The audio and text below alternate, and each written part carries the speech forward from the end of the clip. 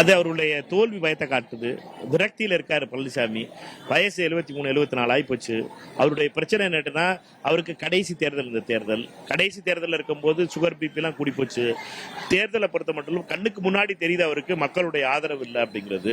இப்போ முதல்ல வெளியில வராத வரைக்கும் தெரியாது மக்களுடைய ஆதரவு இருக்கா இல்லையாங்கிறது. நீங்க இப்பதான் வெளியில வர்றாரு. வெளியில வந்து மக்கள்கிட்ட பேசும்போது மக்களை பொறுத்த மட்டும் மிக தெளிவாக அவருக்கு தெரியுது மக்களிடமிருந்து ரெஸ்பான்ஸ் வரலைங்கிறது. அதனால அவர் தகாத வார்த்தைகளை பேசுறாரு, தப்பான பேச்சுக்களை பேசுறாரு.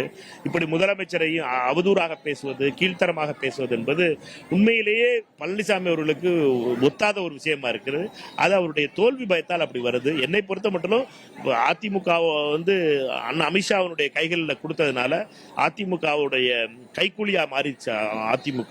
அதிமுக அண்ணா பாஜகவினுடைய கைக்கூலியாக மாறிவிட்டது அதிமுக. அதனால இந்த பிரச்சனை எல்லாம் இருக்கு. அவரை போட்டு பிரச்சனை பண்ணி பாவம் பிரசிடன்ட் பிபியை கூட்டி விட்டு இந்த குழம்ப விட்டுட்டாங்க. இப்ப